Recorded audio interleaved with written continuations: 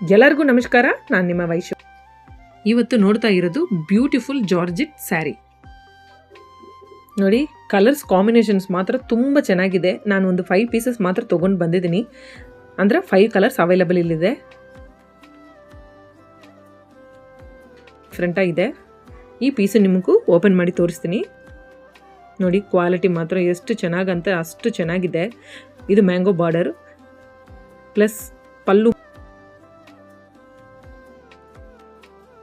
Blouse plain ಅಲ್ಲ, ಚಿಕ್ಕ ಚಿಕ್ಕ ಬುಟಾಸ್ ಬಂದಿದೆ.